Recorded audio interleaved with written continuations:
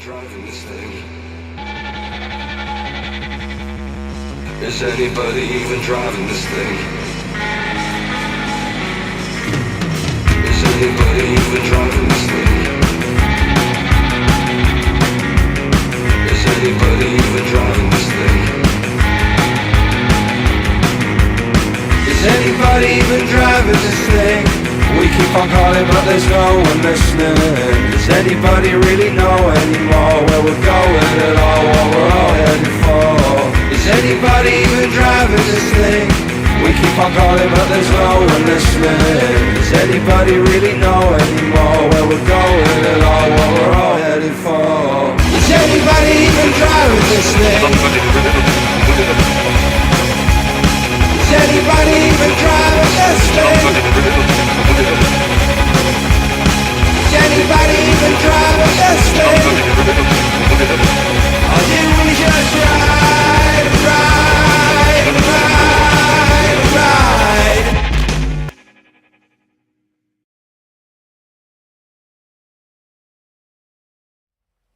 I've always loved flying games. When I was around 6 or 7, my dad built this elaborate flight sim setup. Most of the time, I just watched my dad play because I had the hand-eye coordination of a child as I was a child. But occasionally, he would actually try to show his retarded son how to dogfight. And there I was, 7 years old, didn't know how to ride a bike, but I knew how to dogfight like Werner Voss. Just kidding, I was fucking terrible. My point is, I grew up surrounded by flight sims, arcade dogfighters, and everything in between, so I can't in good conscience sit here and tell you that Grand Theft Auto 5 is an amazing flying game. But that's fine. GTA is not meant to be particularly amazing at any one thing. If you made a standalone third-person shooter with GTA 5's mechanics, it would be a steaming pile of doo-doo feces. There was doo-doo feces thrown all over the walls, the floor, the ceiling, and it stunk so bad. The terrible gunplay only becomes excusable in the context of the larger world. And that goes for any individual aspect of this game. Alone, they are a single note, but together, you get this symphony of chaos. Except flying. It's not quite a single note song. It's more like a Nokia ringtone. You know, maybe you got like 5 notes in there. I mean, look, it's Grand Theft Auto 5. Obviously, the mechanics are pretty casual and dumbed down, but there are several things about aerial combat that make me think there was just an ounce more thought put into it than other aspects of the game. For starters, it's playable. There is real strategy to winning a dogfight. You can't just pop chaff and hold LB. It's almost like someone playtested it. I mean, I know that's not true because it's Rockstar and they don't know what that word means, but dogfighting is fun. Whether by accident or on purpose, Rockstar created a PvP element that almost works.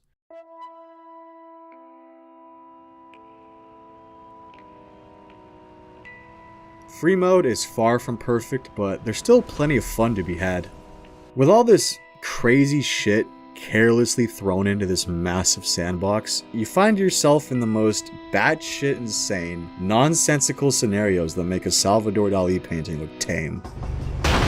Utter chaos, no rules. You see a guy in the air, go shoot him down. You see a guy on the ground, go shoot him up. Or you could just challenge people to a friendly 1v1 dogfight. A lot of people are just bored and looking for something to do, so it's pretty rare to get turned down. They probably won't even get mad when you drop a bomb on their head.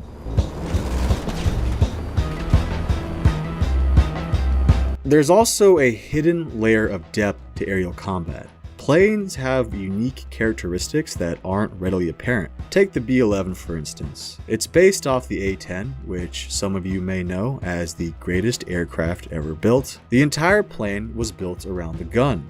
A gun designed to fire 70 rounds in a single second. Also, the rounds happen to be the size of beer bottles, so the A-10 is the closest humanity has ever come to emulating the hand of God himself. So naturally, in GTA, it's a piece of shit. The Laser and Hydra are far better suited for taking out ground targets, but the B-11 is a superior dogfighter.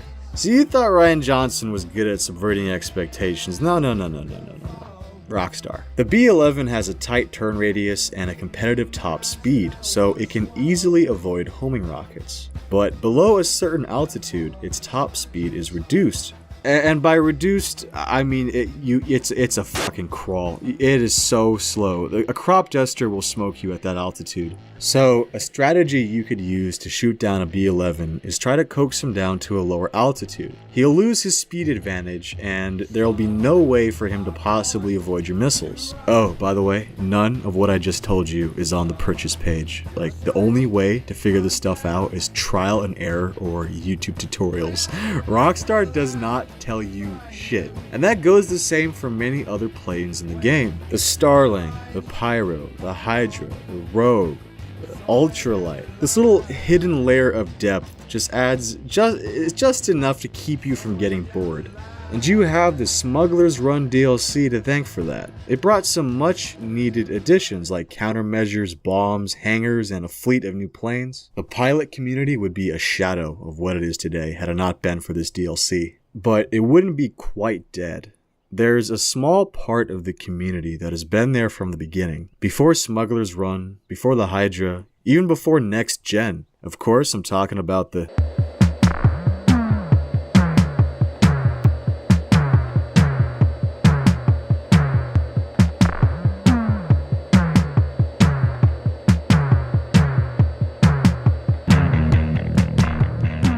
In my opinion, free mode dogfights are the most fun you can have as a pilot, but it still is just a chaotic shit show. It's also riddled with problems like the explosive sniper and its ability to delete jets in different time zones.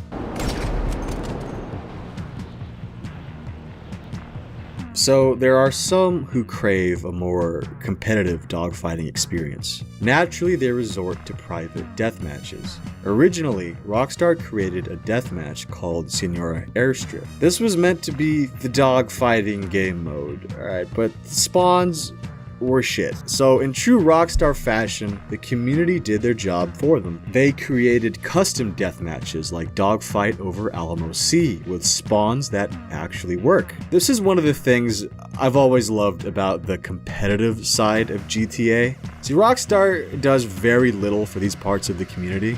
They care more about appealing to the casual masses because it's GTA. But these are the devoted ones. The ones who have played for years and will keep playing years after the casuals have moved on. The ones who love the game more than Rockstar themselves. A great example of this is a small GTA YouTuber by the name of Cassim Williams. He is a seasoned laser dogfighter, and for a channel his size, his content is genuinely impressive.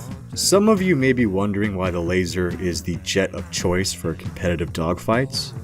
And I was curious too, so I turned to my buddy Cassim and I say, hey, why?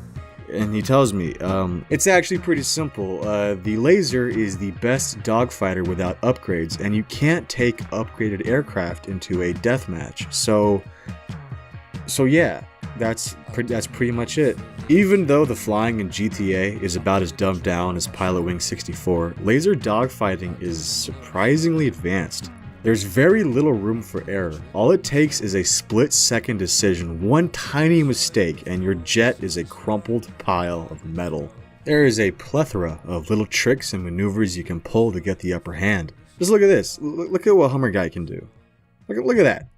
Look at that shit. What is that? I will never understand the need to be competitive in GTA, but I respect the amount and I don't respect it. This is stupid. Rockstar treats you guys like an unwanted stepchild. Go play a good game. Fuck. I spilled my drink.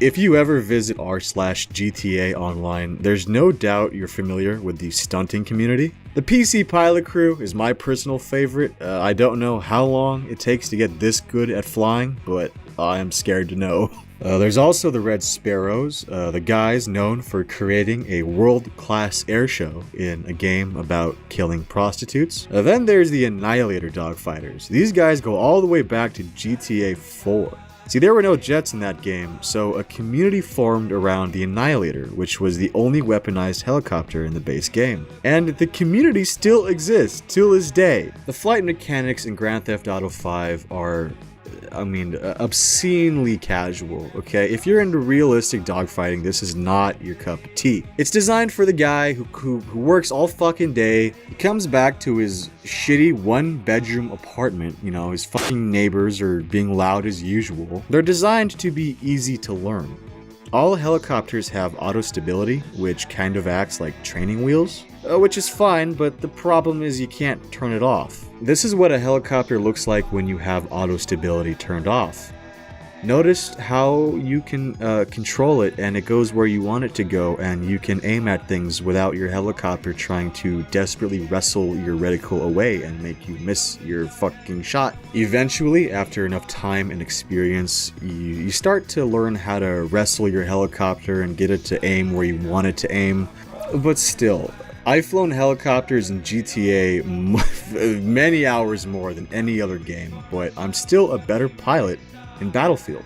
Sure, there's more of a learning curve to it, but it works. The helicopter does what you tell it to. It doesn't fucking constantly fight you like a dragon trying to shake you off its back. I really only have an issue with the flight mechanics in PvP scenarios. I have a lot of fun just flying around in GTA. I don't know, it's relaxing, almost therapeutic. One of my favorite things to do in GTA 4 was just rip around the city in a Maverick. Just trying to stay as low as possible while just barely scraping by high-rises. Couple that with some Radio Broker, and you've got the ingredients for a fun night. Hey, what can I say? I'm a simple man. I'm entertained by simple things. GTA is the official game of flying around while listening to dope music. That's one of the things Rockstar never fucks up. The music is always tops. There was one song in particular that I always loved flying to. It went something like,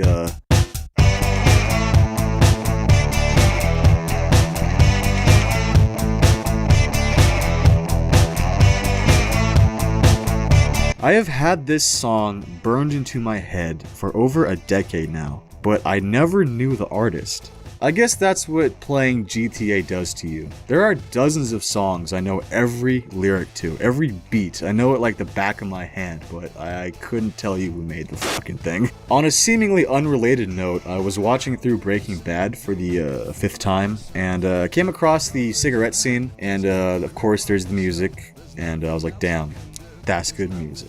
So I put it in the intro. This leads to me checking out this guy's other work. Lo and behold, he just happens to be the greatest artist of all time, and I fucking love every song he's ever made. Fast forward for 2 months, I've had this guy's shit on repeat constantly. It's all I'm listening to. I look at my phone, bam, got a notification. Whitey himself has tagged me in a post. What the fuck? I shit my pants, and then I clean the shit out of my pants. I look at it, and what do I hear?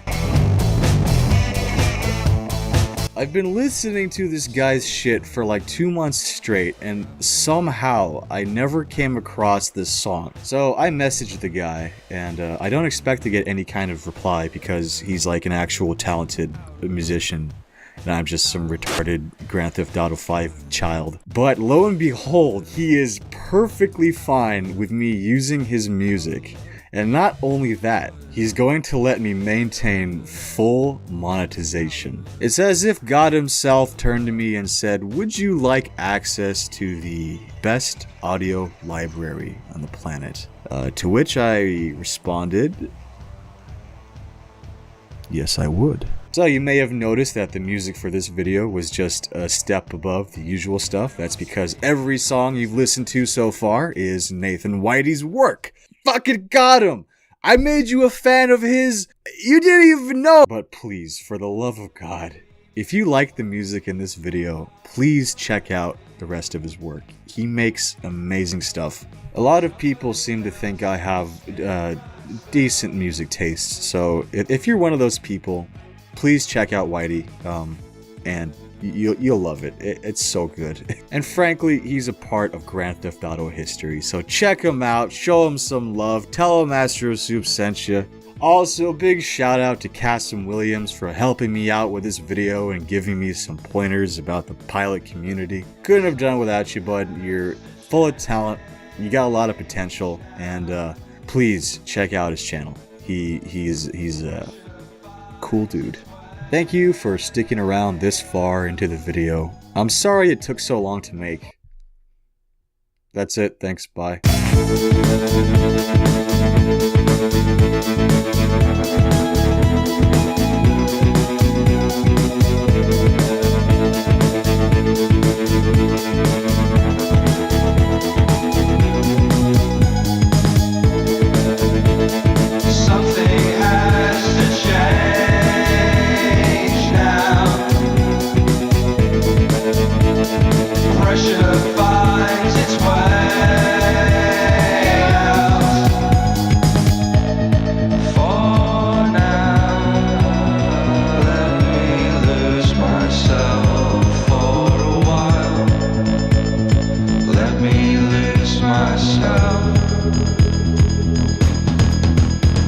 Saturday stretched to an endless line.